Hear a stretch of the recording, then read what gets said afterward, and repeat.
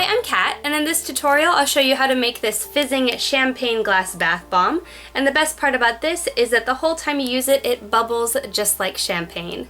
For this project, you'll need a large bowl and a medium-sized bowl, a sifter or something to sift your ingredients with, a whisk, and of course your champagne glasses. These are plastic. You'll also need some cellophane, scissors, and ribbon to fancy up your project at the end.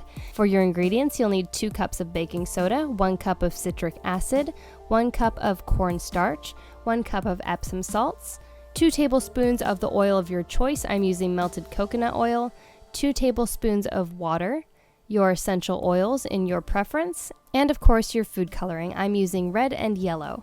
To start, put your Epsom salts into your large bowl and then sift in the rest of your dry ingredients. You need to sift them to make sure you don't leave any clumps in there. Eventually some clumps will form, but you need all the dry ingredients to become saturated with your wet ingredients. Then mix those together and you can begin adding your wet ingredients. Add about 2 teaspoons of your water to your oil and then add all of your essential oils. I ended up using about 10 drops of my essential oils.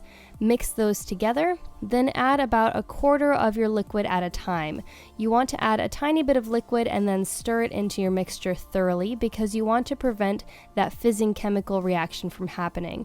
So just do a tiny bit at a time and make sure you mix it up before it can fizz too much. And you want your mixture to eventually clump together in your hand when you squeeze it.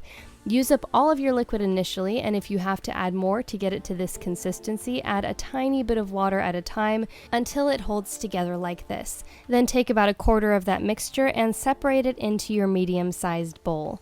Once that's separated, you'll need to set that aside because that is going to stay white for your project. Then take your larger bowl and add your food coloring, again a little bit at a time to prevent that chemical reaction from happening, and just keep adding as much food coloring as you need to get it to a color that you like.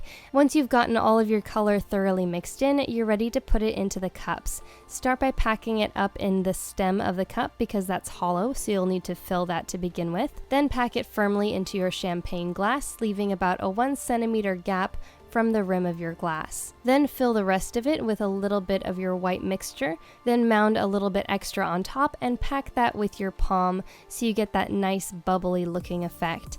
Then you'll need to set those aside for a couple of days in order to set up, and it's best to wait until they're completely solidified and dried before you use them. Wrap them with a little bit of cellophane and then tie a little ribbon around the stem, and you're ready to give these away as gifts. It's best to let them set for about 1 week before use so you get the most fizz out of them, but as soon as they're dry, they're ready to be gifted. Thanks for watching, and if you enjoyed this video, remember to like, share, and subscribe.